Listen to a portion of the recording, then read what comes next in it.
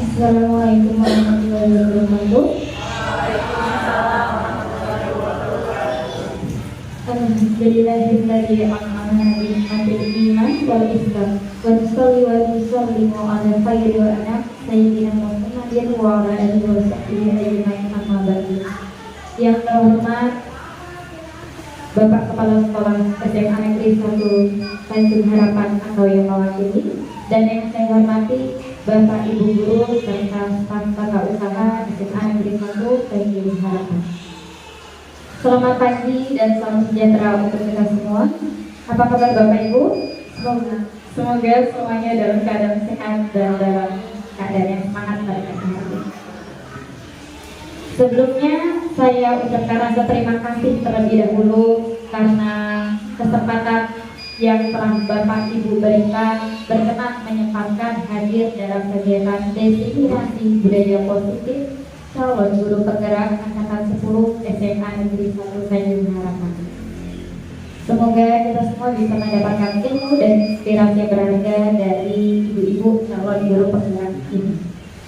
Baiklah, untuk membuka acara pada pagi hari ini, kita bersama-sama akan menyanyikan lagu Indonesia Raya dengan dirijen yang akan dibawa oleh Ibu Nur Zadania. Hadirin dimohon berdiri.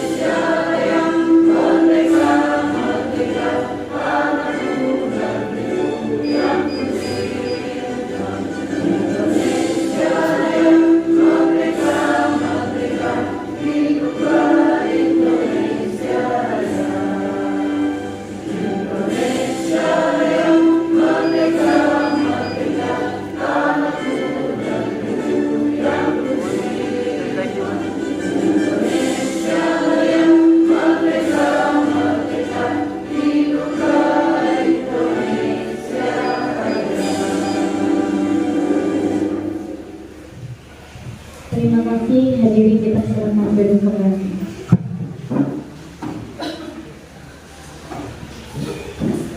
Selanjutnya kita akan mendengarkan sambut.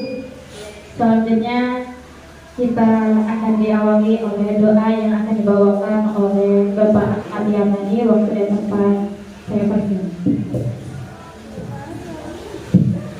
Bismillahirrahmanirrahim. Assalamualaikum warahmatullahi wabarakatuh. Amin amin ya Allah ya Rabbal alamin. Bismillahirrahmanirrahim. Alhamdulillahirabbil alamin wassalatu wassalamu ala asyrafil anbiya'i wal mursalin sayyidina wa maulana Muhammadin wa ala alihi wa sahbihi ajma'in.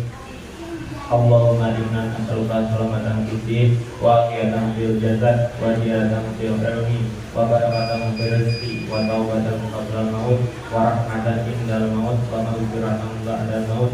Allahumma hawwin alaina fi sakaratil maut wa najina minan nar wal afwa indal hisab.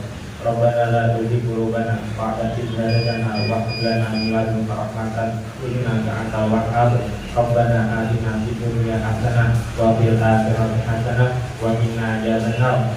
Wassallallahu ala sayyidina Muhammadin nabiyil ummi wa ala alihi wa sahbihi wa sallam. Subhana rabbika rabbil izzati amma yasifun, wassalamun ala al-mursalin, walhamdulillahi rabbil alamin.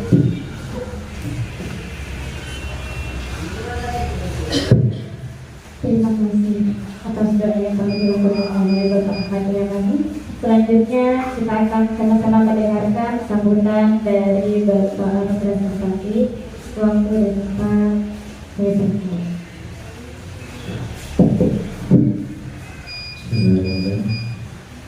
Assalamualaikum warahmatullahi wabarakatuh. Rabbi shrah li sadri wa yassir li amri wahlul 'uqdatam min lisani yafqahu qawli. Alhamdulillahirabbil alamin.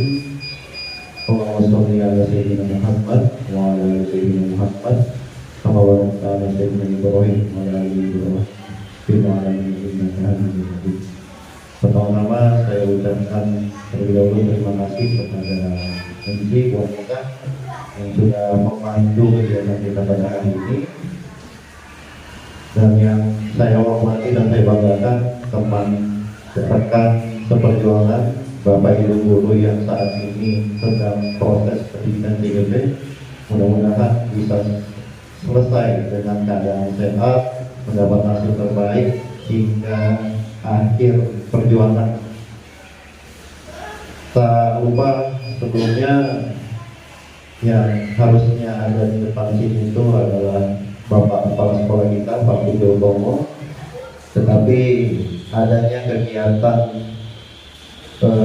sosialisasi gerakan sekolah sehat di Jakarta membuat beliau tidak bisa hadir di sini, dan tentu ini tidak mengurangi semangat kita, tidak mengurangi nilai-nilai kebaikan yang akan kita sebarkan, dan kita pastinya tahu beliau selalu mendoakan yang terbaik dari perjuangan kita semua yang ada di sini. Berkaitan dengan diseminasi budaya positif sebagai pemenuhan tugas CGP angkatan 10, saya rasa ini bukan hal yang baru ya terkait budaya positif untuk Bapak Ibu semua. Kenapa saya bilang bukan hal yang baru? Karena selama ini pun sebelum Bapak Ibu mengikuti CGP pasti sudah pernah menerapkan gitu ya, budaya positif. Jadi ketika ada kegiatan seperti ini itu hal yang biasa Bapak Ibu gitu. Tidak perlu gugup, tidak perlu takut gitu ya. Karena Bapak Ibu pun secara natural ya, sudah sering melakukan gitu. Dan ini kan hanya salah satu dari budaya-budaya positif yang sudah pernah Bapak Ibu terapkan. Entah itu berkaitan dengan restitusi atau nanti 5 posisi kontrol guru. Ya, saya harapannya budaya positif ini bisa terus berlanjut, karena kita tahu SMA Spasial ya, ternyata Tanjung Harapan punya CGP yang paling banyak gitu. Nah, mudah-mudahan ini bisa jadi manfaat untuk kita semua, dan terutama saya pribadi bisa meniru lah dari teman-teman CGP seperti itu. Mungkin itu saja yang bisa saya sampaikan, dan di akhir sambutan ini saya ingin memberikan pesan kepada Bapak Ibu yang mengikuti calon guru penggerak khususnya di angkatan 10, tetap semangat, tetap jaga kesehatan, dan harapan kami semua ilmu yang ada di CGP bisa memberikan manfaat yang luar biasa untuk sekolah kita terutamanya. Akhir kata, mohon maaf jika ada salah kata maupun salah sikap. Assalamualaikum warahmatullahi wabarakatuh. Baik, terima kasih Bapak Nusran selaku perwakilan dari Kepala Sekolah SMA Negeri 1 Tanjung Harapan. Baik Bapak Ibu, untuk pertemuan kali ini kita memiliki ada 6 pemateri pada hari ini, yaitu yang pertama pemateri dari Ibu Sri Rahayu dengan materi disiplin positif dan nilai-nilai kebajikan. Kemudian pemateri kedua akan disampaikan oleh Ibu Rini Mariana dengan materi teori motivasi. Yang ketiga Ibu Nur Hayati dengan materi keyakinan kelas. Kemudian yang keempat ada Ibu Irma Rubianti dengan materi kebutuhan dasar manusia. Dilanjutkan dengan pemateri selanjutnya Ibu Halimah Tustadiyah dengan materi posisi kontrol restitusi, dan pemateri terakhir ada Ibu Anika Kurniasari dengan materi segitiga restitusi. Baik, untuk memberi semangat kepada setiap pemateri kali ini, mari kita berikan aplausnya. Aplaus dulu.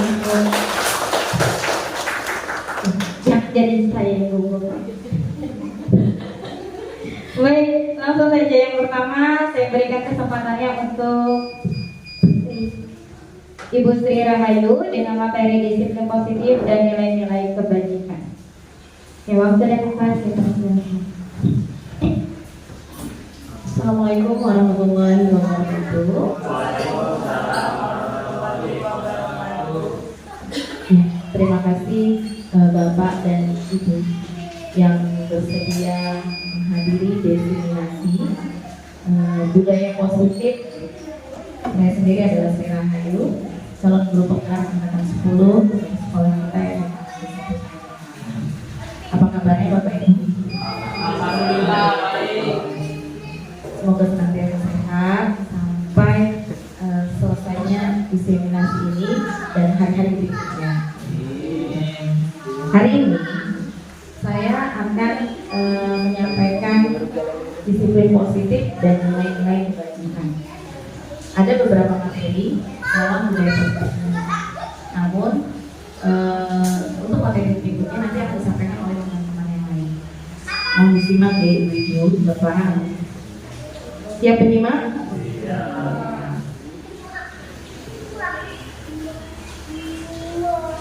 Kepalan ini uji coba sejauh mana kita menguasai diri kita. Kontrol kita itu ada di diri kita, gitu ya.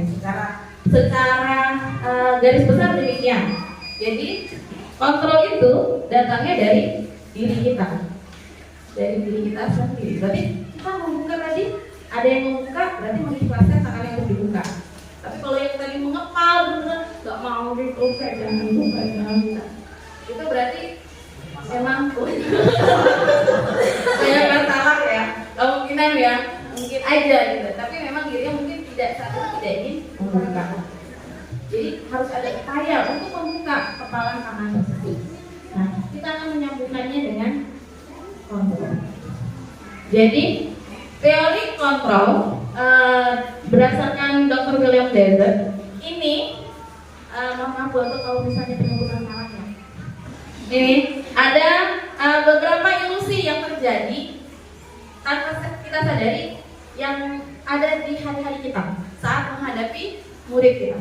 Yang pertama adalah ilusi guru mengontrol murid. Oh, atas mau, ilusi bahwa semua penguatan positif efektif dan bermanfaat.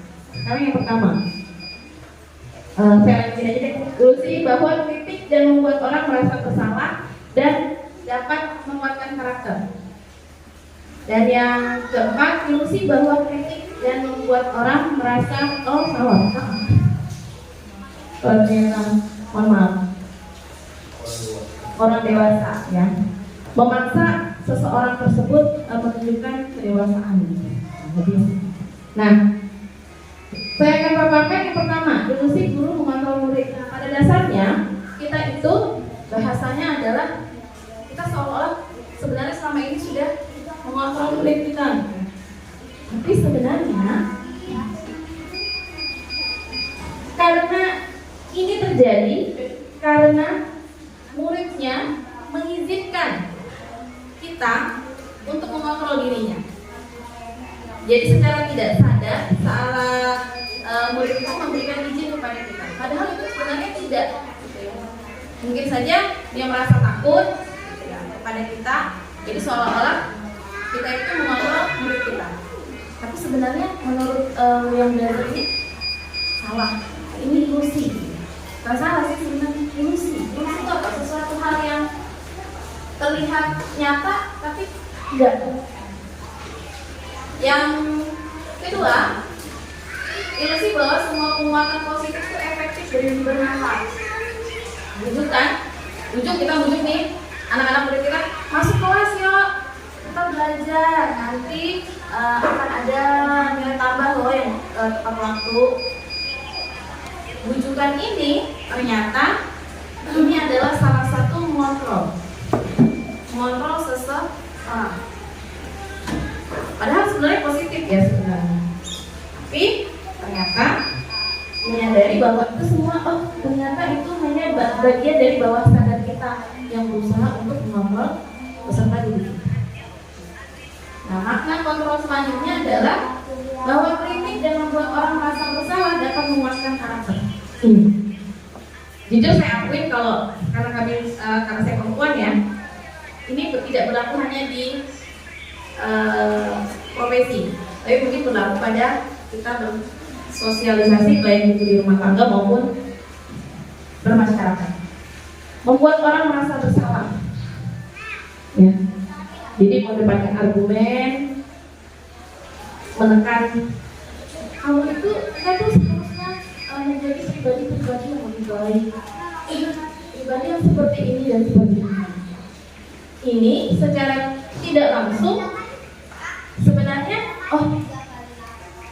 arah kebalikan. Pribadi dia berbeda. Jadi tidak menguatkan karakter.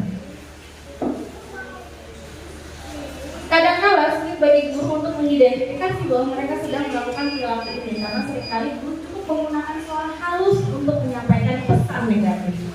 Nih, terkadang ya pesan positif, pesan negatif tapi dikemas dengan seindah mungkin. Selanjutnya ini orang dewasa akan menyadari bahwa perilaku memaksa ada. Kadang kita bagian itu ketika kita mengajarkan anak kita ada sistem memaksa. Pukul kan nggak tugasnya. Kalau enggak, tidak akan efektif untuk jangka waktu panjang dan akan membentuk rasa kerusuhan berlanjut. Jadi segala sesuatu. Jadi benar. Kalau saya simpulkan memang dari ilusi ini. Usaha-usaha kita itu tidak tidak dalam jangka waktu panjang. Mungkin anak-anak akan berubah sifatnya ketika ada kita, tapi ketika kita keluar, ya kembali lagi kepada karakter awal murid kita. Selanjutnya, masih disimak Bapak Ibu? Masih. Halo. Hai. Tepuk satu, dua, lanjut ya. Stimulus respon kepada pendekatan teori kontrol. Ini stimulus respon adalah bagaimana biasa kita melakukan ya. Realitas kebutuhan kita sama. Jadi seolah-olah kita itu menganggap bahwa orang di sekitar kita itu ya kurang lebih sama dengan kita. Tapi pada kenyataannya kebutuhan orang itu berbeda. Akan tetapi ternyata kita berusaha harusnya memahami pandangan orang lain berbeda. Orang lain bisa mengontrol, hanya Anda yang bisa mengontrol diri Anda. Jadi sebenarnya kontrol diri itu dimulai dari diri sendiri. Nah ini stimulus respon berhubungan dengan teori. Kalau stimulus respon kita harus ada menang, ada kalah. Pasti mencari kamu salah, siapa yang salah. Kalau teori kontrol tidak ada yang salah.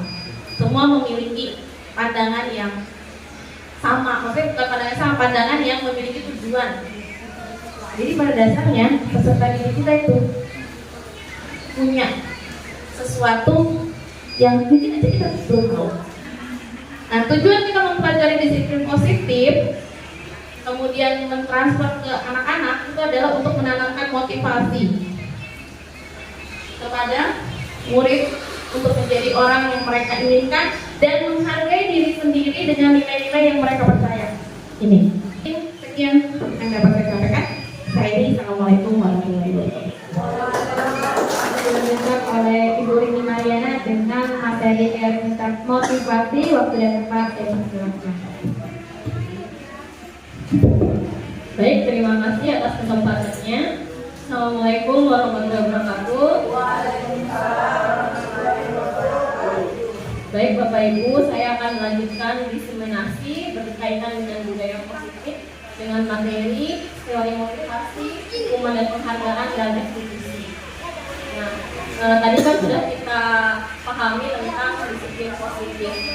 Nah, ini adalah materi lanjutannya. Yang pertama, untuk mengetahui apa saja teori motivasi, mungkin ada pertanyaan reflektif yang coba kita resapi bersama untuk mencari tahu jawaban motivasi apa yang selama ini muncul dalam diri kita.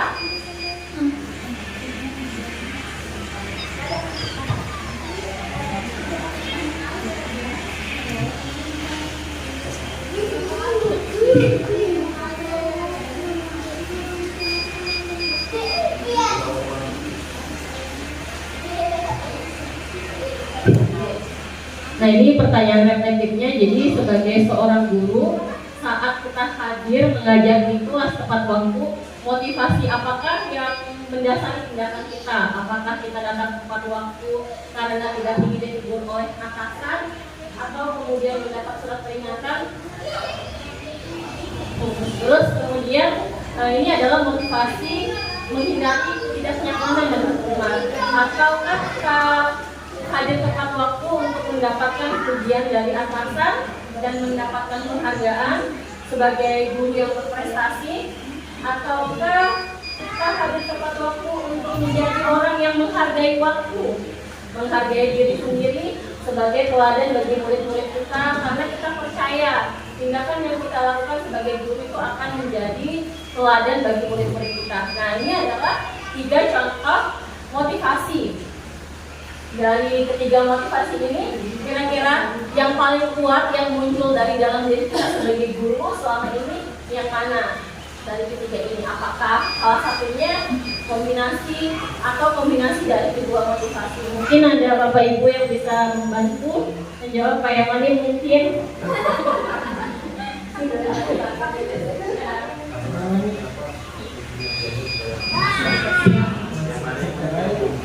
Yang ini Pak, dari pernyataan ini yang mana motivasi yang Bapak muncul selama ini? Apakah Bapak tepat waktu untuk menghindari hukuman atau mendapatkan imbalan, atau memang muncul dari dalam diri sendiri? Karena kalau ini kan saya datang masuk tepat waktu, ya kan? Itu memang karena panggilan saya sebagai guru, gitu kan? Bukan karena apa, karena misalnya karena tasnya ditegur pengawas atau sebagainya, enggak. Karena kan memang kita sebagai guru sudah seperti itu. Karena dari beberapa tapi juga sama. Kita harus tepat waktu, semuanya sudah ada gitu kan. Bukan karena memang ada enggar apa gitu. Nanti kalau misalkan kita tidak datang tepat waktu, ada dalam hukuman itu enggak. Karena memang gitu ya, kewajiban kita sebagai guru sudah seperti itu. Nah, kemudian selain itu juga kan Padahal selain tepat waktu, saya sebagai guru kan dari belakang dan sebagainya memang seharusnya sudah ada gitu kan. Nah itu juga sama, karena memang ambil dari diri saya sendiri gitu kan sebagai guru. Nah kalau saya sudah melakukan hal-hal seperti itu ya kita sebagai guru bukan sebagai guru. Tidak. Baik, terima kasih atas Pak Yamani, jawabannya luar biasa sekali. Kita beri aplaus dulu untuk Pak Yamani. Nah, jadi memang dari 3 motivasi ini yang nantinya harapannya muncul itu adalah motivasi yang memang harusnya dalam diri kita untuk menjalankan nilai-nilai kebajikan. Contohnya tadi ini adalah disiplin waktu. Nah, oke, kita akan bahas teori motivasi itu apa aja.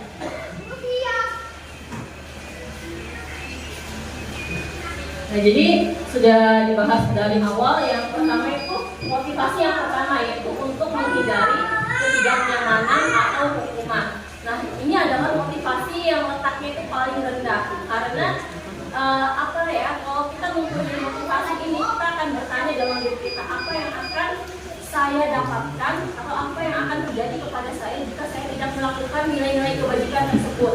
Nah, ini akan muncul dari dalam diri kita. Kemudian yang kedua, untuk mendapatkan imbalan atau penghargaan dari orang lain. Jadi melakukan suatu nilai kebajikan untuk mengharapkan pujian, imbalan. Nah, ini juga menjadi motivasi yang di atas dari mendapatkan hukuman. Jadi nanti kalau misalkan kita mempunyai motivasi yang kedua ini, kita akan berbicara apa yang akan saya dapatkan jika saya melakukan nilai kebajikan tersebut. Nah, ini asalnya dari motivasi eksternal, dari luar. Jadi kalau misalkan stimulus-stimulus dari luar itu dihilangkan, maka respon yang baik tadi tidak akan muncul. Nah, maka yang harus muncul dalam diri kita yaitu motivasi yang ketiga tadi, motivasi intrinsik. Jadi kita memunculkan bagaimana untuk menjadi orang yang mereka inginkan dengan menghargai nilai-nilai kebajikan yang ada dalam diri kita. Jadi yang muncul dalam diri kita, apa yang akan saya dapatkan jika saya mengamalkan nilai-nilai kebajikan tersebut. Nah, ini adalah motivasi-motivasi yang muncul pada perilaku manusia, dan sebagai guru kita harus menerapkan motivasi yang ketiga, memunculkan motivasi intrinsik baik bagi dalam diri kita maupun juga kepada murid kita. Nah, selanjutnya ini ada pertanyaan reflektif lagi. Coba kita hayati bersama. Nah, Iva ini kurang suka mata pelajaran matematika, sehingga pada saat pelajaran tersebut berlangsung, dia lebih banyak berdiam diri atau menggambar di buku pelajarannya. Nah, pada saat guru matematikanya, Pak Seno, menanyakan pertanyaan itu menjadi pupuk dan tak sengaja menjatuhkan tasnya dari kursi, serta tiba-tiba menjadi gagap pada saat berupaya menjawab. Nah, seluruh kelas mentertawakan Iva yang berbicara tergagap dan terkejut. Pak Seno pun pada saat itu membiarkan teman-teman Iva mentertawakannya yang tergagap dan malu luar biasa. Dan malahan Iva diminta Pak Seno untuk maju ke depan dan berdiri di depan kelas sambil menunjuk hidungnya, karena tidak bisa menjawab dari pertanyaan Pak Seno. Jadi kelas semakin gaduh. Anak-anak pun tertawa melihat Iva di depan kelas memegang ujung hidungnya. Nah, menurut Bapak Ibu dari kasus tersebut, apakah Bapak Ibu setuju dengan tindakan yang Pak Seno lakukan terhadap Iva? Tidak.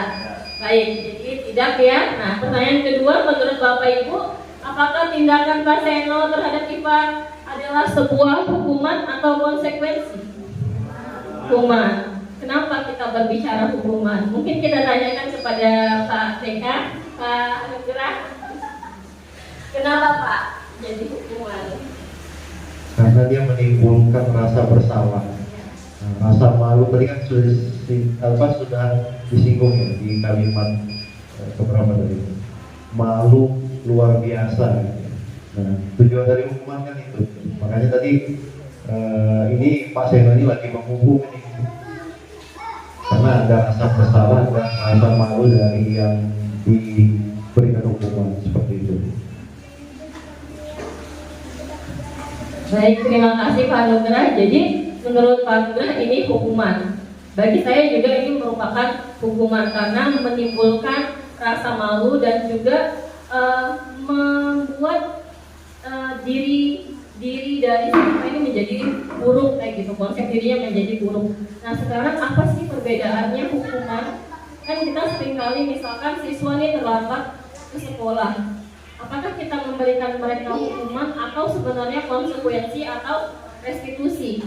Nah, kita akan pahami dulu perbedaan dari hukuman, konsekuensi, dan restitusi. Nah, jadi ini adalah perbedaan dari hukuman, konsekuensi, dan restitusi. Jadi kalau hukuman itu tujuannya untuk menimbulkan identitas gagal. Sedangkan kalau kita memberikan konsekuensi ataupun restitusi, itu akan memunculkan disiplin positif kepada diri anak kita atau anak murid kita. Nah, di sini nantinya akan membawa mereka ke identitas sukses. Jadi kenapa dibilang identitas gagal? Karena kita kayak memberikan hukuman atau sanksi yang tidak relevan, yang membuat mereka misalkan tidak nyaman untuk jangka waktu yang panjang atau yang pendek. Kemudian juga murid lebih sering merasa tersakiti. Kemudian muncul perilaku yang agresif. Sistem juga tidak akan berjalan bila murid menjadi takut. Nah, jadi di sini peraturannya itu kamu harus melakukan. Nah, jadi banyak sekali kalimat-kalimat negatif yang muncul. Awas ya kalau kamu yang melakukan ini. Nah, jadi itulah bentuk hukuman. Sedangkan kalau konsekuensi ini ciri-cirinya itu sesuatunya harus terjadi, menimbulkan tidak nyaman juga kepada anak, tapi jangka waktunya itu pendek. Kemudian murid tetap dibuat tidak nyaman dan juga membantu murid untuk menerapkan mengikuti peraturan yang ada di masyarakat. Sedangkan kalau restitusi ini adalah yang paling tinggi tingkatannya untuk menciptakan disiplin positif. Restitusi itu memberikan pilihan kepada anak, kemudian menguatkan murid untuk melakukan dalam jangka waktu yang panjang. Di sini murid mendapatkan penguatan. Nah, saya simpulkan untuk hukuman itu dia bersifatnya tidak terencana atau tiba-tiba. Anak itu tidak dilibatkan untuk mengetahui sanksi yang akan dilakukan. Misalkan si Gibran terlambat masuk ke sekolah, tiba-tiba kita kasih sanksi berlari 7 kali putaran di lapangan. Nah, itu adalah hukuman karena hukumannya secara satu arah. Jadi kita hanya memberi, sedangkan siswa itu menerima. Jadi tidak ada kesepakatan. Siswa tidak dilibatkan. Kemudian selanjutnya konsekuensi. Nah, kalau konsekuensi ini sudah terencana atau sudah disepakati, itu sudah dibahas dan disetujui oleh murid dan guru. Misalkan kita membuat kesepakatan di kelas, kalau misalkan terlambat 15 menit masuk ke dalam kelas, berarti nanti keluarnya kamu lebih dari 15 menit. Nah, itu adalah konsekuensi. Jadi anak sudah tahu apa sanksinya dan apa yang dilanggar gitu. Selanjutnya tahap yang ketiga itu adalah restitusi, di mana di sini kita menciptakan kondisi murid untuk memperbaiki kesalahan mereka sehingga mereka bisa kembali pada kelompok mereka dengan karakter yang lebih kuat. Jadi kita sama-sama di sini mencari solusi atas permasalahan yang dihadapi oleh anak berkaitan dengan nilai-nilai kebajikan yang dia anggap. Kemudian kita juga menanyakan keyakinan apa yang mereka yakini. Selanjutnya nanti kita akan mengajak siswa untuk mencari solusi dari permasalahan yang dibuat. Nah, Bapak Ibu, ini ada kuis untuk kita coba pahami apakah kasus yang terjadi ini konsekuensi atau hukuman. Nah, ya, kita jawab bersama-sama saja.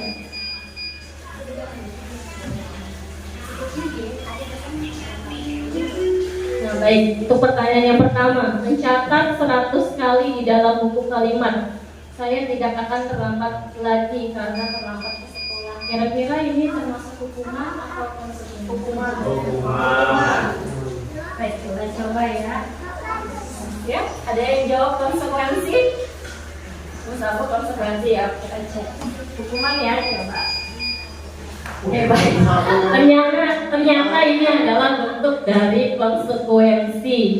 Ya, kemudian yang kedua, lari mengelilingi lapangan basket 2 kali karena terlambat hadir ke sekolah. Kira-kira ini hukuman atau konsekuensi? Hukuman. Kayak kita sepakat hukuman. Baik. Jadi yang kedua adalah hukuman. Ini ada lagi yang ketiga, membersihkan coretan yang dibuatnya di meja tulis. Konsekuensi. Ya, betul ya Bapak Ibu. Selanjutnya, murid diminta untuk push up 15 kali ya, karena tidak menggunakan masker. Ya, hukuman.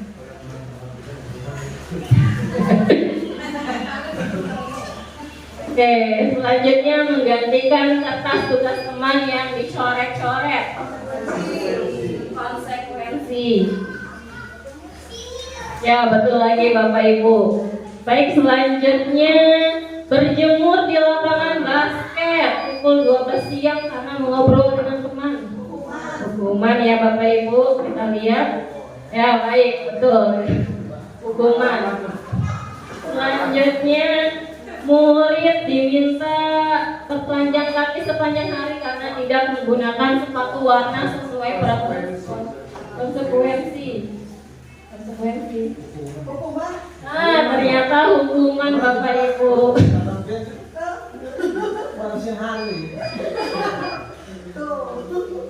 Baik, selanjutnya berdiri di depan kelas sambil mengangkat kaki satu karena tidak bisa menjawab pertanyaan. Hukuman. Ya, betul. Selanjutnya pernyataannya membersihkan tumpahan air di meja tulis karena tersenggol. Konsekuensi. Ya, betul Bapak Ibu, konsekuensi. Selanjutnya kehilangan 10 menit jam istirahat untuk mengerjakan tugas karena terlambat datang. Konsekuensi. Ya Bapak Ibu, jadi tadi itu kita sudah menyelesaikan game untuk mengetahui berkaitan dengan hukuman dan konsekuensi. Baik, jadi yang dapat kita simpulkan bahwa ternyata hukuman ini dia lebih kepada memberikan sanksi fisik, memberikan efek jerah, kemudian juga menyakiti ya Bapak Ibu. Sedangkan kalau untuk konsekuensi itu dia lebih kepada peraturan yang telah disepakati antara guru dan murid. Nanti tahap selanjutnya untuk restitusi nanti akan dibahas di segitiga restitusi. Baik, untuk kita lanjutkan.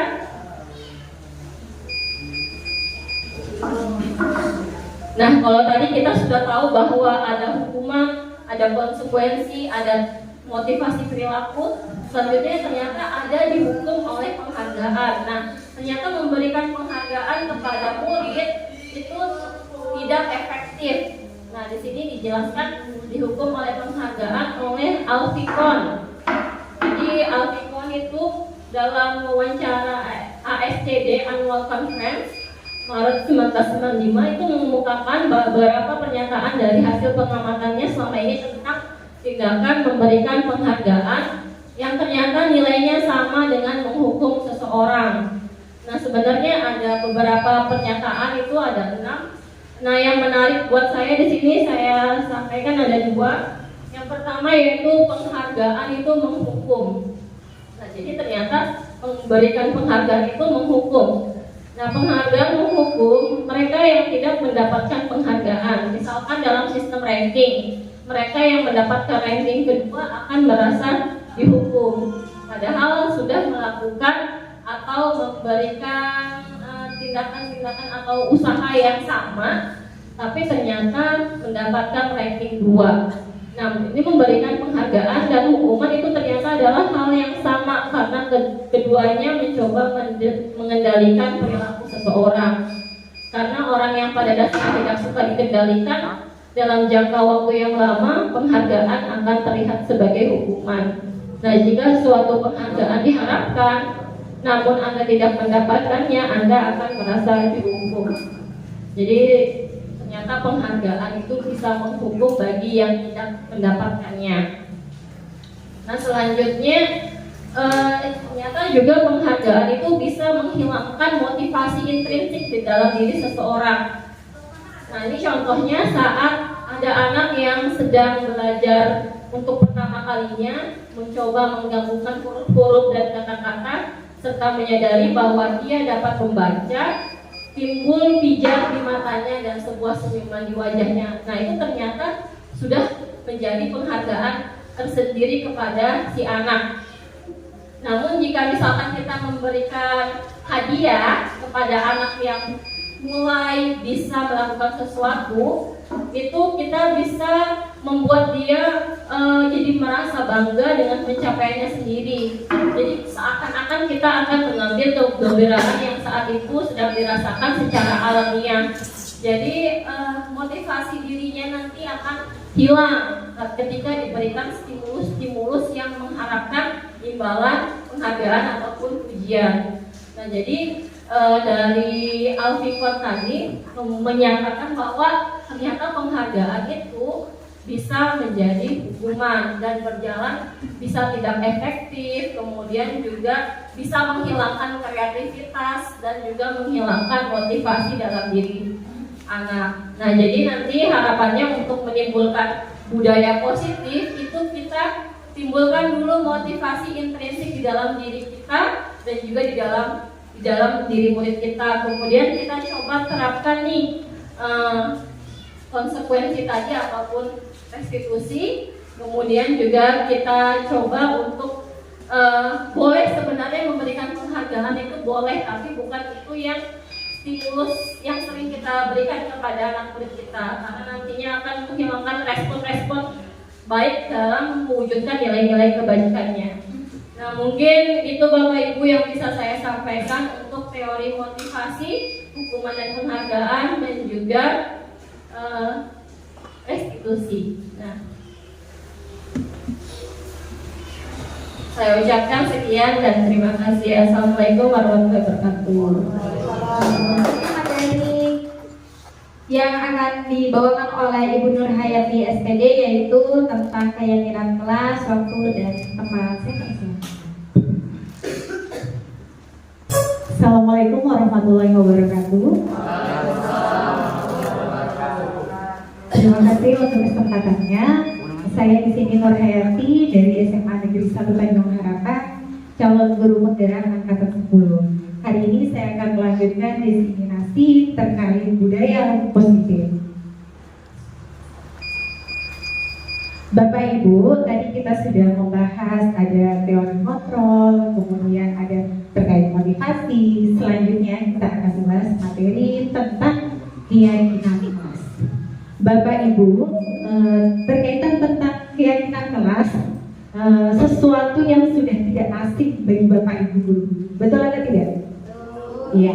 Keyakinan kelas ini adalah salah satu wujud untuk bagaimana mencapai yang namanya budaya positif. Nah, di sini ada tujuannya adalah dari mempelajari materi keyakinan kelas. Yang pertama adalah menganalisis pentingnya memiliki keyakinan sekolah atau kelas sebagai fondasi dan arah tujuan sebuah sekolah atau kelas yang akan menjadi landasan dalam memecahkan konflik atau permasalahan di dalam sebuah sekolah atau kelas. Kemudian menjelaskan proses pembentukan dari peraturan-peraturan beralih ke keyakinan kelas. Kemudian dapat berpikir kritis, kreatif, reflektif, dan terbuka dalam menggali nilai-nilai yang dituju pada peraturan yang ada di sekolah masing-masing. Bapak Ibu, ini ada pertanyaan penting. Mengapa keyakinan kelas? Mengapa tidak peraturan kelas saja? Bapak Ibu, setuju yang mana ini? Keyakinan kelas atau peraturan kelas? Peraturan atau keyakinan kelas? Bagaimana? Keyakinan kelas atau peraturan kelas? Pak Nugar kayaknya lagi berpikir ini. Coba Bapak, kalau menurut Bapak, kenapa sih harus keyakinan kelas? Mengapa tidak peraturan kelas saja? Kan kita sudah bertahun-tahun punya peraturan, punya tata tertib. Kemudian baru-baru beberapa tahun ini muncul istilah keyakinan kelas. Oke, bagaimana pandangan Bapak Anugrah? Oke, dulu saya juga memakai peraturan kelas, tapi setelah membaca tentang materi-materi keyakinan kelas, saya lebih condong pada keyakinan kelas. Yang pertama apa? Di keyakinan kelas itu ada prinsip yang kita sepakati bersama dan tidak ada menggunakan kata jangan.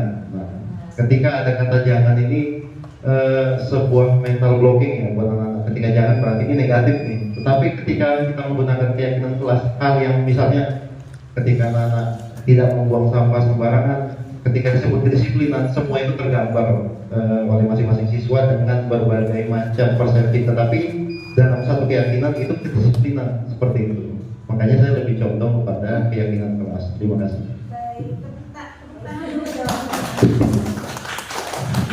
Luar biasa sekali jawabannya. Sepakat ya Bapak Ibu, kita beralih dari peraturan ke keyakinan kelas. Kemudian Bapak Ibu, ada pertanyaan pemantik lagi. Mengapa kita memiliki peraturan tentang penggunaan helm pada saat mengendarai kendaraan roda 2 atau motor? Opsi jawabannya kira-kira gimana Pak, Bu? Kenapa jadi kita harus menggunakan helm? Kira-kira untuk apa?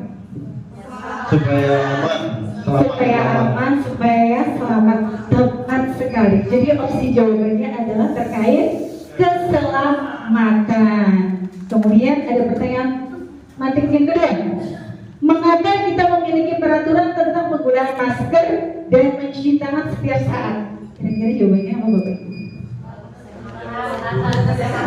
Iya, untuk menjaga kesehatan. Jadi Bapak Ibu, jawaban pertama, jawaban kedua. Yang pertama itu kita bisa mengambil jawaban terkait keselamatan. Yang kedua terkait kesehatan. Jawaban tersebut merupakan sebuah peraturan atau keyakinan. Wujud dari keyakinan. Jadi Bapak Ibu, ketika seseorang itu memiliki keyakinan, maka dia akan lebih mudah untuk menerapkan. Berbeda dengan peraturan. Kalau peraturan itu jangkanya pendek, kalau yang ini dia bisa berjangka waktu panjang. Walaupun itu tidak, misalnya tidak ada aturan, tetapi dia yakin ketika berkendara harus menggunakan helm supaya mendapatkan keselamatan. Begitupun juga dengan pertanyaan pemantik kedua. Supaya aku mendapatkan kesehatan, maka aku harus menggunakan masker dan mencuci tangan. Jadi itu ya Bapak Ibu, ketika seseorang itu memiliki keyakinan, maka dia akan lebih termotivasi untuk melakukannya daripada peraturan.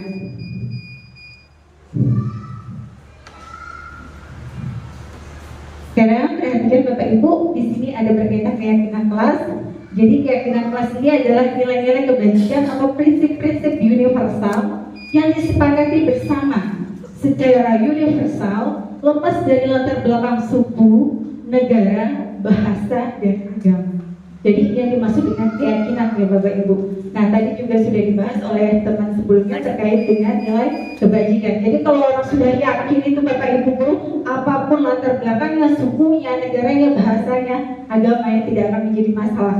Kayak tadi kalau mau selamat pakai sepeda motor atau roda 2, berarti harus menggunakan helm karena itu dia yakin. Selanjutnya kita akan membahas materi terkait pembentukan keyakinan sekolah atau keyakinan kelas. Di sini ada pendapat menurut Diane Gosen menyatakan bahwa suatu keyakinan akan lebih memotivasi seseorang dari dalam atau disebut dengan motivasi intrinsik. Nah, seseorang akan lebih tergerak dan bersemangat menjalankan keyakinannya daripada mengikuti serangkaian peraturan. Begitu mulai dengan murid-murid kita. Jadi perlu kita ketahui, ternyata murid kita itu akan lebih tergerak nanti ketika kita buat sebuah keyakinan kelas. Kenapa? Keyakinan kelas itu dibuat melalui kesepakatan bersama. Kalau peraturan atau tata tertib kan dibuat oleh sekolah ya Bapak Ibu, tanpa melibatkan murid atau siswa. Sedangkan keyakinan kelas ini diproses melalui curah pendapat, melalui diskusi, kemudian disepakati di kelas tersebut. Makanya dia dianggap nanti lebih mudah menerapkan karena dia berpartisipasi dalam pembuatan keyakinan tersebut. Selanjutnya Bapak Ibu, ada dua kata kunci di sini, ada peraturan dan keyakinan. Apa sih sebenarnya peraturan? Peraturan biasanya lebih rinci dan konkret. Suatu kelas dapat memiliki lebih dari satu peraturan. Peraturan juga bisa bertambah seiring dengan berjalannya waktu. Itu namanya peraturan. Sedangkan keyakinan bersifat lebih abstrak dan universal dibandingkan peraturan. Contoh begini Bapak Ibu. Misalnya dilarang mencoret meja atau kursi. Itu menurut Bapak Ibu peraturan atau keyakinan? Peraturan. Dilarang mencoret meja atau kursi. Lalu keyakinannya seperti apa? Keyakinannya bisa ambil dari nilai kebajikan, yakni menjaga kebersihan. Menjaga kebersihan itu maknanya lebih universal. Nanti bisa dimasukkan dalam berbagai macam kegiatan. Beda dengan peraturan. Kalau peraturan nanti dilarang mencoret meja dan kursi, dilarang membuang sampah sembarangan, nambah lagi Bapak Ibu. Nah kalau keyakinan kelas cukup menjaga kebersihan, berarti sudah umum, dilarang membuang sampah sembarangan, dilarang mencoret-coret dan lain sebagainya. Begitu ya Bapak Ibu. Ya, pembentukan keyakinan kelas ini disarankan pada awal pembelajaran atau awal semester. Nah, di sanalah kita membuat kesepakatan dengan peserta didik kita terkait nanti bagaimana menjalankan proses pembelajaran. Harapannya proses pembelajaran kita tuh nyaman, aman, dan kondusif. Jadi siswa itu melakukan sesuatu tanpa ada unsur keterpaksaan. Begitu Bapak Ibu. Saya akhiri dengan ucapan wassalamualaikum warahmatullahi wabarakatuh. Ibu Irma Rudianti yang akan menjelaskan tentang materi kebutuhan dasar manusia atau 5 kebutuhan dasar manusia dan dunia berkualitas. Waktu dan tempat saya persilakan. Assalamualaikum warahmatullahi wabarakatuh. Jadi menurut William Glasser ini ada 5 kebutuhan dasar. Nanti akan saya jelaskan lebih lanjut. Sebagai seorang guru kita harus bisa lebih mendalami tentang 5 kebutuhan dasar ini. Kemudian bagaimana penerapannya dalam perilaku murid kita. Nah, nanti 5 kebutuhan dasar ini akan saya jelaskan di materi berikutnya. Nah, di sini 5 kebutuhan dasar manusia menurut Dr. William Glasser. Ada bertahan hidup, kasih sayang dan rasa cinta, kemudian penguasaan, kebebasan, dan kesenangan. Yang pertama, ada bertahan hidup. Kebutuhan bertahan hidup. Nah, kebutuhan bertahan hidup adalah kebutuhan yang bersifat fisiologis untuk bertahan hidup. Contohnya, ini lebih ke kebutuhan primer, sekunder, seperti sandang, papan, pangan, kesehatan, pendidikan, dan sebagainya. Kemudian komponen biologis, contoh komponen biologis pada kebutuhan ini, salah satu contohnya adalah reproduksi. Jadi kita sebagai manusia, reproduksi itu merupakan kebutuhan untuk bertahan hidup. Jadi mungkin ada yang tidak bisa bertahan hidup ketika tidak mendapatkan pasangan. Nah, jadi harus cepat-cepat dapat pasangan ya Pak Yaman ya.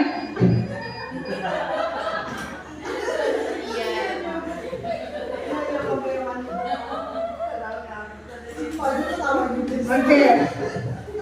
Kemudian yang terakhir, komponen psikologis pada kebutuhan ini meliputi kebutuhan akan rasa aman. Oke, jadi itu kebutuhan bertahan hidup. Tadi di awal siklusnya atau skemanya, kebutuhan bertahan hidup itu berada di tengah. Dia dikelilingi oleh rasa cinta dan kasih sayang, kemudian ada penguasaan, kemudian ada kebebasan, dan ada kesenangan. Nah, karena sebenarnya 4 komponen lainnya itu merupakan kebutuhan bertahan hidup juga, tetapi dia bukan bagian primer. Nah, yang bagian primer ini juga dimasukkan dalam kebutuhan bertahan hidup. Kemudian kita lanjut, kasih sayang dan rasa cinta.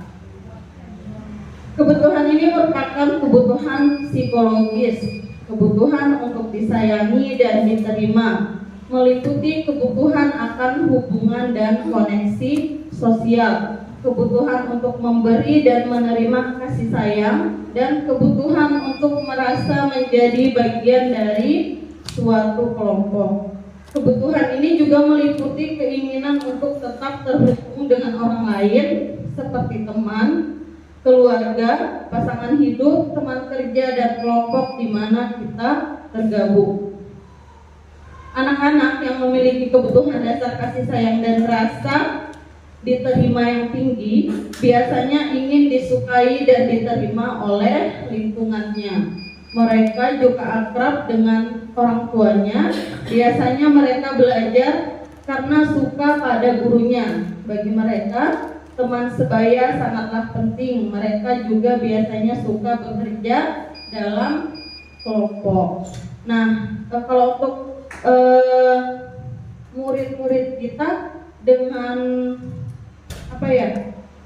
dengan kebutuhan dasar kasih sayang dan rasa diterima yang tinggi itu, sudah ada beberapa yang menampakkan di kelas menurut saya Bapak Ibu. Kenapa? Karena memang ada beberapa murid yang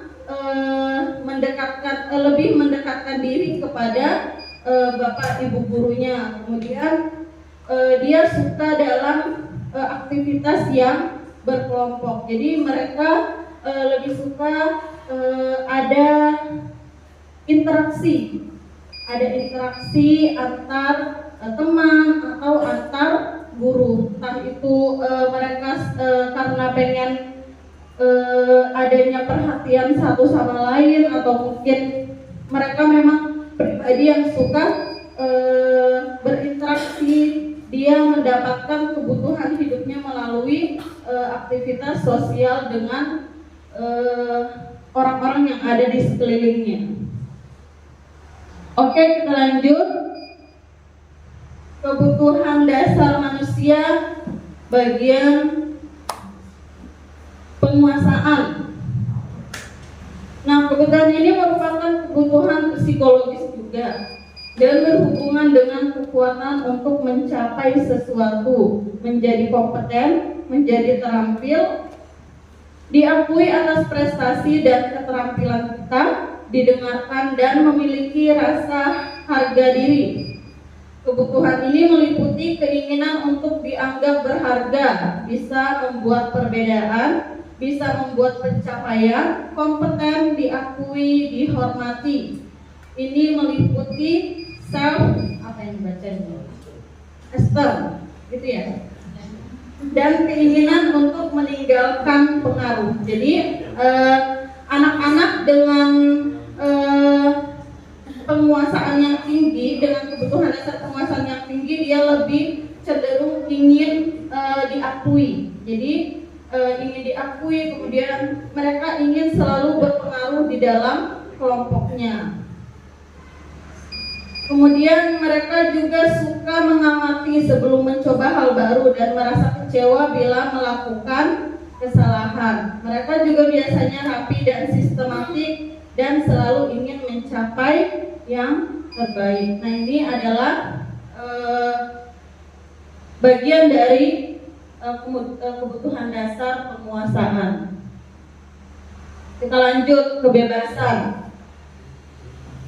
Kebutuhan ini juga merupakan kebutuhan psikologis, di mana kebutuhan untuk bebas adalah kebutuhan akan kemandirian, otonomi, memiliki pilihan dan mampu mengendalikan arah hidup seseorang. Anak-anak dengan kebutuhan kebebasan yang tinggi menginginkan pilihan. Mereka perlu banyak bergerak, suka mencoba-coba, tidak terlalu terpengaruh orang lain, dan senang mencoba hal baru dan menarik. Nah, saya terpikir, kenapa pemerintah mencetuskan atau menggembor-gemborkan mungkin ya, menggalangkan, iya betul, untuk kita menerapkan pembelajaran berdiferensiasi. Nah, mungkin alasan salah satunya supaya murid kita mencapai kebutuhan hidup bagian kebebasan. Jadi mereka bebas untuk belajar sesuai dengan gaya belajar yang mereka sukai, tidak lagi hanya fokus pada satu gaya belajar. Misalnya guru menerapkan hanya menonton video, sedangkan tidak semua murid suka dengan gaya belajar itu. Nah, makanya mungkin pemerintah di kurikulum Merdeka ini menggalangkan kita harus menerapkan pembelajaran berdiferensiasi supaya kebutuhan dasar murid kita bagian kebebasan ini bisa terpenuhi dalam pembelajaran yang kita lakukan di kelas. Oke, kita lanjut. Yang terakhir, kebutuhan dasar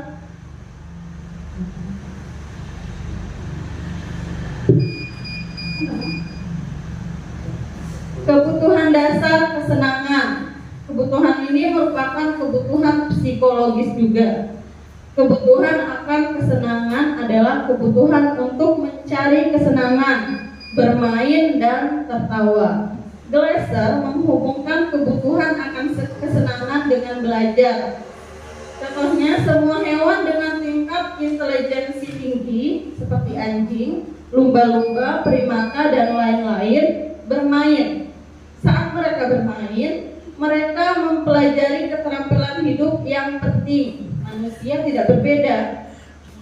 Anak-anak dengan kebutuhan dasar kesenangan yang tinggi biasanya ingin menikmati apa yang dilakukan. Mereka juga bisa berkonsentrasi tinggi saat mengerjakan hal yang disenangi. Mereka suka permainan dan suka mengoleksi barang, suka bergurau, suka melucu, dan juga menggemaskan. Bahkan saat mereka bertingkah laku buruk, mereka masih terlihat lucu. Nah, mungkin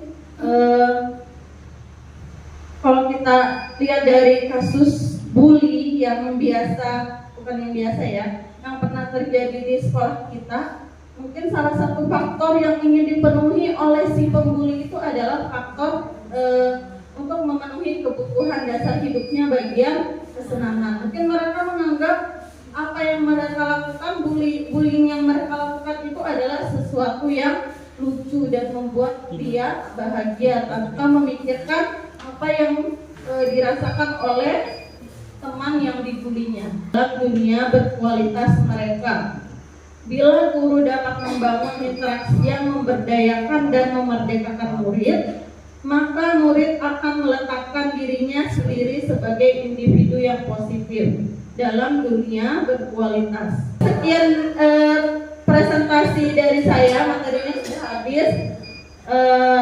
Saya mohon maaf. Saya akhiri. Assalamualaikum warahmatullahi wabarakatuh. Insya Allah saya akan membawakan materi tentang restitusi 5 posisi kontrol. 5 posisi kontrol tadi sudah termasuk dalam disiplin positif yang berpusat pada murid, yang dikembangkan oleh Dennis Gosser dengan pendekatan restitusi yang disebut dengan 5 posisi kontrol.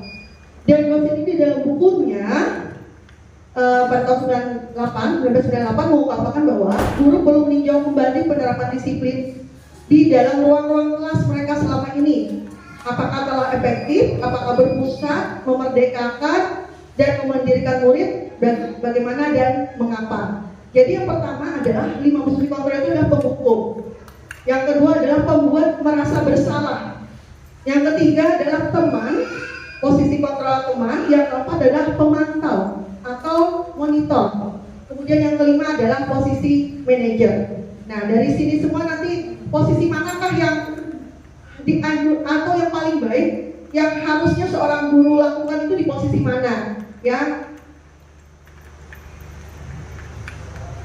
Selanjutnya, ini saya inikan biar memudahkan 5 posisi kontrol. Motivasi, identitas gagal, kontrol dari luar, menghindari hukuman, penghukum dan membuat orang merasa bersalah itu menghindari hukuman. Guru berbuat menghardik dan menunjuk-nunjuk, menyakiti, menyindir. Kemudian pembuat bersalah itu apa? Berceramah panjang lebar, itu saya banget tuh kadang berceramah. Kemudian mengatakan seharusnya ibu kecewa dan sebagainya. Kemudian kalau di posisi teman, identitas berhasil, sukses, kontrol dari luar, itu posisi teman membuat alasan-alasan untuk muridnya. Pemantau itu menghitung dan mengukur. Misalnya tadi berapa, ada hitungan tuh, konsekuensinya berapa jam, berapa lagi harus misalnya bertemu lagi dengan guru karena dia terlambat, misalnya belajarnya ditambah, misalnya itu kan menghitung dan mengukur. Manajer bagaimana? Guru berbuat apa? Mengajukan pertanyaan-pertanyaan. Yang kedua, guru berkata seperti apa? Kalau kamu melakukan di posisi penghukum biasanya ancaman. Kalau kamu melakukannya, awas ya, rasakan ya, kita tadi. Nah, kalau di pembuat orang yang merasa bersalah, kamu seharusnya, kamu sudah tahu. Ibu lelah sekali mengatakan ini. Ibu stres Gibran, gimana ini Gibran? Nah, begitu kan? Pokoknya membuat rasa bersalah. Akhirnya Gibran merasa bersalah. Oh iya, bilang Gibran kan merasa gimana gitu. Kalau posisi teman, ayolah. Nanti kan bahasanya dan ininya nadanya, ayolah lakukan demi ibu dan sebagainya. Tuh, sampai memantau apa peraturannya. Nah, ini selalu menunjukkan angka atau aturan-aturan kalau sisi pemantau ya. Posisi kontrol pemantau. Kalau yang identitas manajer atau itu adalah apa yang kita yakini apa yang kita bisa kerjakan untuk memperbaiki masalah ini. Nah, ada pertanyaan-pertanyaan seperti itu. Ada anak diberikan pertanyaan-pertanyaan untuk memberikan solusi. Hasil untuk menghukum, hasilnya apa? Memberontak, menyalahkan orang lain, berbohong karena dia takut. Kalau membuat orang merasa bersalah apa? Menyembunyikan, menyangkal atau berbohong juga. Kemudian kalau teman, ketergantungan pada siapa? Pada guru tadi yang menganggap posisinya di posisi teman. Kalau pemantau, menyesuaikan diri bila diawasi. Jadi hasilnya begitu. Kemudian manajer menguatkan pribadi anak. Kalau kaitan dengan dunia berkualitas yang dijelaskan oleh Bu Irma tadi adalah kalau di penghukum, dia murid meletakkan guru di luar dunia berkualitas. Kalau di pembuat orang bersalah, murid meletakkan guru di dalam berkualitas. Teman, murid meletakkan guru sebagai orang yang sangat penting di dunia berkualitas. Kemudian kalau pemantau, murid meletakkan guru peraturan dan hukum di dunia berkualitas. Kemudian yang manajer, murid meletakkan dirinya sebagai individu yang positif di dalam dunia berkualitas. Nah, apa yang murid katakan ketika dia guru melakukan di posisi kontrol sebagai penghukum? Biarkan saja, nanti juga marah-marah lagi. Nah, begitu kan dia. Kemudian kalau di pembuatan bersalah apa? Murid berkata, maafkan saya ibu, atau maafkan saya bapak, gitu. Kalau yang di teman, apa yang dikatakan murid? Saya pikir bapak atau ibu teman saya. Ternyata tidak. Nah, begitu kan dia. Ketika gurunya tidak lagi memposisikan dia sebagai teman atau marah, dia lalu kecewa dengan gurunya. Kemudian murid berkata apa lagi ketika dipemantau? Berapa banyak bintang yang saya harus peroleh? Jadi kan kadang kalau misalnya di tebel-tebel tuh kalau dia misalnya baik, lalu kalau di SD misalnya dikasih tanda bintang, atau dia merasa salah ada simbol-simbol berapa tuh dihitung nanti berapa. Kalau murid berkata, kalau di manajer apa? Bagaimana caranya saya bisa memperbaiki keadaan? Nah, jadi dia keadaan yang tadinya saja tidak baik menjadi keadaan yang baik. Dia mencari solusi-solusi dari pertanyaan-pertanyaan yang kita munculkan. Terima kasih. Mohon maaf jika ada salah-salah kata. Kebenaran itu hanya dari Allah dan kesalahan itu hanya pada diri saya sendiri. Terima kasih. Wassalamualaikum warahmatullahi wabarakatuh. Materi terakhir yang akan dibawakan oleh Ibu Artika Kurniasari dengan materi segitiga restitusi. Waktu dan tempat silakan. Baik, Assalamualaikum warahmatullahi wabarakatuh. Terima kasih kesempatan yang diberikan pada saya. Sebelumnya sudah kenal, masih memperkenalkan diri dahulu. Saya Anita Kurniasari dari SMA Negeri 1 Tanjung Harapan, calon guru penggerak angkatan 10 Kabupaten Pasir. Saya di sini akan melakukan aksi nyata diseminasi budaya positif, yaitu penerapan modul 1.4 tentang disiplin positif. Untuk menerapkan segitiga restitusi ini nanti saya jelaskan, idealnya kita menggunakan posisi manajer. Baik, tujuan pembelajaran dari segitiga restitusi yang pertama adalah sebagai salah satu cara menanamkan disiplin positif pada murid sebagai bagian dari budaya positif di sekolah. Kemudian yang kedua, menerapkan restitusi dalam membimbing murid berdisiplin positif agar menjadi murid yang merdeka.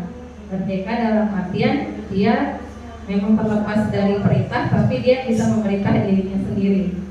Kemudian menganalisis dengan sikap reflektif dan kritis penerapan disiplin positif di lingkungan.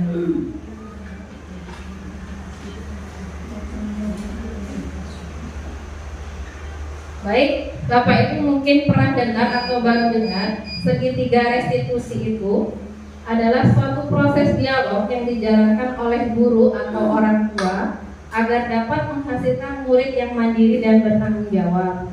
Tapi tidak hanya di sekolah ya Bapak Ibu, tetapi bisa kita terapkan di rumah.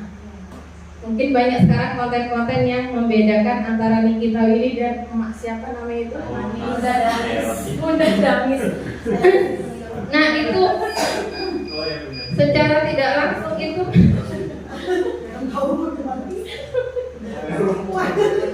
jadi segitiga restitusi itu tidak hanya di sekolah Bapak Ibu, tetapi di rumah juga bisa. Kita menghadapi anak kita itu bagaimana? Jadi proses dialog. Jadi anak-anak kalau di rumah, kalau kita marahin, jika dia berbuat salah, otomatis anggapannya kan berbeda dengan cara kita mengadakan dialog dengan mereka. Nah, idealnya saat kita menerapkan segitiga restitusi, kita idealnya menggunakan posisi manajer. Sudah dijelaskan Bu Halimah, posisi manajer itu adalah posisi guru membimbing murid untuk mengatur dirinya. Maunya dia itu seperti apa, keyakinan dirinya itu apa yang keluar dalam dirinya. Kemudian guru memberikan motivasi intrinsik dari dalam, sehingga penanaman nilai-nilai kebajikan dapat berkembang. Jadi dengan posisi manajer ini, insya Allah profil pelajar Pancasila di kurikulum Merdeka itu insya Allah dapat terpenuhi.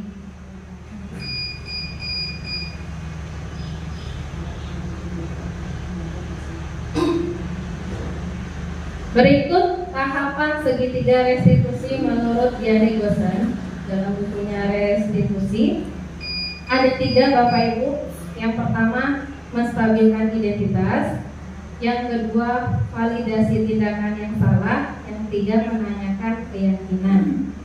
Apa hubungannya dengan teori kontrol yang sudah dijelaskan dengan Ibu Sri tadi? Kalau menstabilkan identitas, teori kontrol dahulu Bapak Ibu. Teori kontrol itu adalah seseorang itu memiliki tujuan dalam mereka melakukan sesuatu. Dia melakukan misalnya si anak di kelas memukul temannya, pasti ada tujuannya. Tadinya kenapa kan kita tidak tahu, nanti di segitiga restitusi baru kita bahas. Teori kontrol itu ada tujuan di balik perilaku yang arahnya untuk memenuhi kebutuhan dasar tadi, ya Bapak Ibu.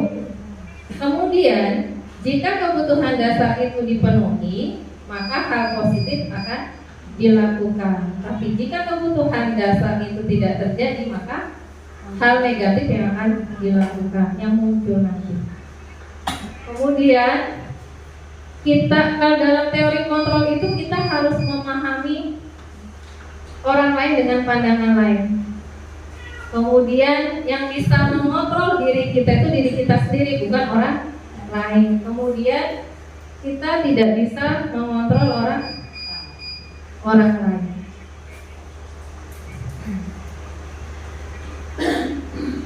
Baik, jadi hubungannya dia di sini Bapak Ibu di kolom menstabilkan identitas, teori kontrolnya. Kita semua akan melakukan hal terbaik yang bisa kita lakukan. Validasi tindakan yang salah, semua perilaku memiliki alasan. Kemudian yang ketiga, menanyakan keyakinan, kita semua memiliki motivasi internal.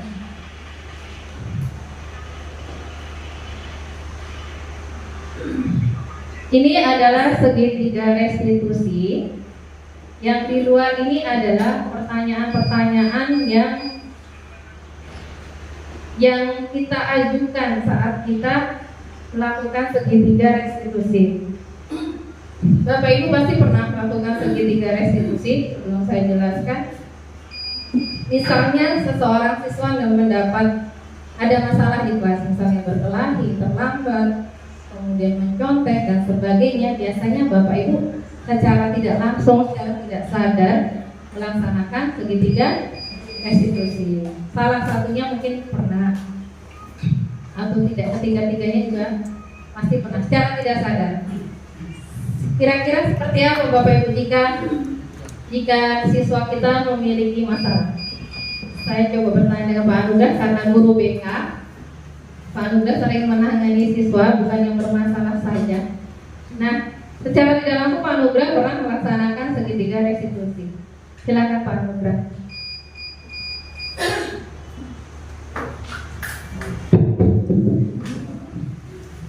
Ya, terima kasih buat pertanyaannya.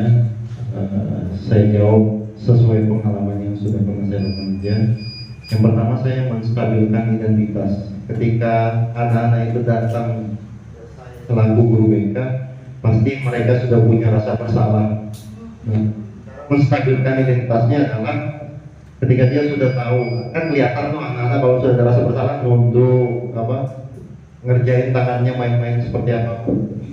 Ngaruh. Nah, kita katakan seperti ini. Bahkan kalau ada pengalaman kita yang sama dengan anak, misalnya terlambat, gitu, pasti semua orang pernah terlambat. Artinya kita bukan membenarkan kesalahannya, tetapi kita coba menstabilkan identitasnya bahwa setiap orang itu punya kesalahan. Nah, di sini kita mencoba menstabilkan, oh iya. Nah, terus yang kedua, validasi tindakan yang salah ini. Kamu terlambat kan pasti ada penyebabnya kan. Nah, itu dia. Itu kita gali terus, tindakan sampai kita tahu, oh ternyata tidurnya larut malam atau dia bantu orang tuanya. Nah, terus menurut kamu nih hal yang menurut kamu ini bertentangan dengan keyakinannya mana gitu kan?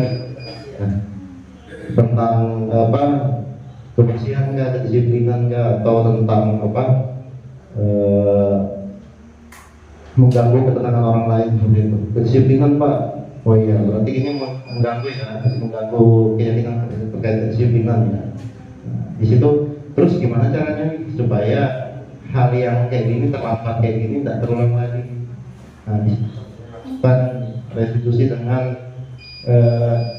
bukan menyuruh ya, berdiskusi dengan anak-anak apa sih yang bisa dilakukan anak-anak, usaha apa yang bisa dilakukan oleh peserta didik tadi supaya dia bisa terlambat seperti itu. Selanjutnya tinggal pantauan saja. Terima kasih. Terima kasih Pak Anugrah. Secara tidak langsung sebelum kita mengenal segitiga restitusi, sebenarnya kita sudah melaksanakan segitiga restitusi. Kemudian kita dengan segitiga restitusi berarti kita memecahkan masalah, memberikan solusi masalah yang dihadapi oleh. Demikian presentasi dari saya tentang segitiga restitusi. Terima kasih sudah bersedia hadir di kegiatan diseminasi budaya positif kami dalam calon guru penggerak angkatan 10. Terima kasih, saya tutup. Wassalamualaikum warahmatullahi wabarakatuh.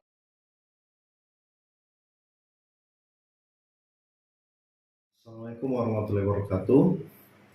Salam dan semangat guru hebat Indonesia. Salam kenal Bapak Ibu, saya Anugrah Sumpati dari SMA 1 Tanjung Harapan.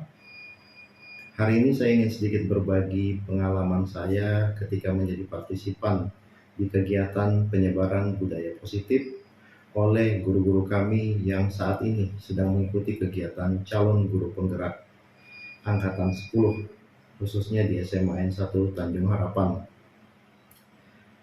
Beberapa materi menurut saya yang disampaikan, materi ini merupakan harta karun yang selama ini dilupakan oleh para pendidik, dan seyogyanya perlu kita gali kembali untuk didiskusikan bersama apakah dari materi ini kita sudah sesuai dengan kata berpusat kepada peserta didik. Dan saya menyadari ternyata metode yang saya selama ini gunakan masih belum atau jauh dari kata berpusat kepada peserta didik.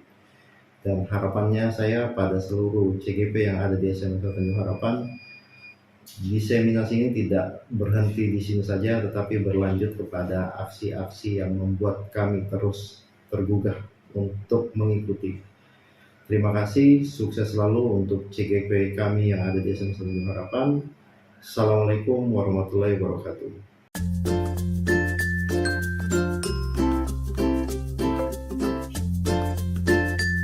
Assalamualaikum warahmatullahi wabarakatuh. Bagaimana kabarnya anak-anak hari ini semuanya? Alhamdulillah baik ya. Nah, hari ini kita akan membuat keyakinan kelas 11B. Ada yang tahu apa itu keyakinan kelas?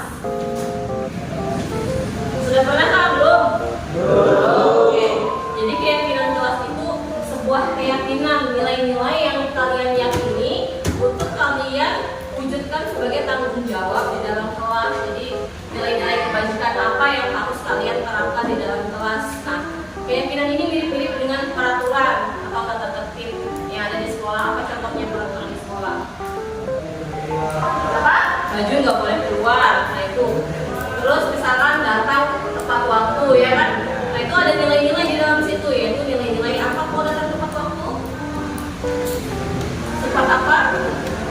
Seperti disiplin. Oke. Nah itu nilai-nilai yang akan diwujudkan. Nah harapannya nilai-nilai itu juga kalian terapkan di dalam kehidupan kalian sehari-hari dan juga diterapkan di dalam kelas. Jadi itu adalah keyakinan, nilai-nilai yang ingin kalian yakini ada di dalam diri kalian. Nah hari ini kita akan membuat keyakinan kelas tersebut berdasarkan kesepakatan nih. Dan di dalam sini banyak siswanya nih, ada Gusti, Sophia, Suharti. Nanti kita akan menyepakati suatu keyakinan. Nah keyakinan ini harus dalam kalimat positif. Jadi kalau misalkan tidak boleh membuang sembarangan. Nah itu kan kalimatnya diawali dengan kata tidak. Jadi kalimat yang diawali dengan kata tidak itu termasuk kalimat negatif. Nah, bagaimana caranya supaya kita ubah jadi kalimat positif? Misalkan menjaga kebersihan kelas. Nah jadi keyakinannya harus kalimat positif. Tidak boleh ada kata tidak, kemudian dilarang, kemudian apa lagi yang negatif? Jangan. Jadi jangan menggunakan tiga kata itu, karena itu mengandung kalimat negatif. Nah contohnya lagi misalkan dalam diskusi nih diharapkan di kelas nilai apa yang mau dimunculkan? Oh saling menghargai pendapat teman. Nah itu juga bisa. Oke paham kah? Paham. Nah sekarang masing-masing akan ibu bagikan sticky note. Nah ini satu orang satu. Jadi tuliskan satu saja keyakinan kelas yang ingin kalian terapkan di dalam kelas ini, di kelas B. Apa satu saja, satu orang satu, kemudian nanti ditempelkan di depan. Oke, bisa ya?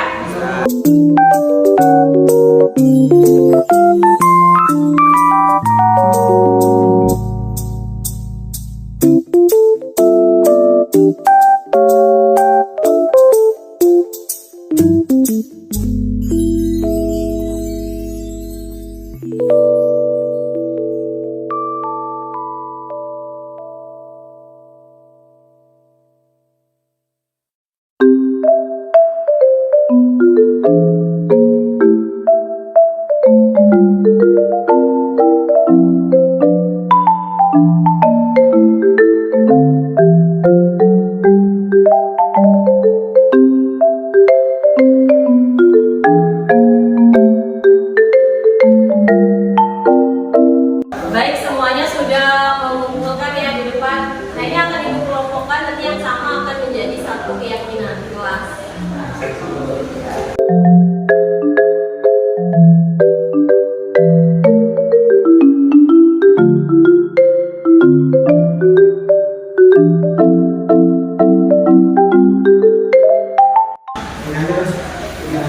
Oke, baik. Jadi berdasarkan kesepakatan kalian bersama untuk menentukan keyakinan kelas, yang pertama di sini keyakinan kelas 11B itu adalah datang tepat waktu.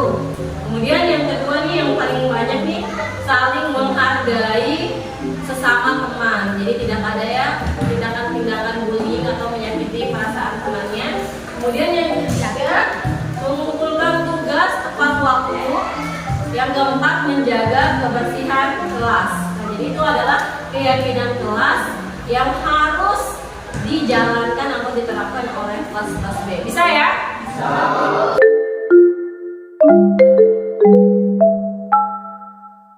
Perasaan saya sangat senang setelah mengikuti keyakinan kelas, karena saya bisa melaksanakannya seperti datang tepat waktu, bersih-bersih kelas.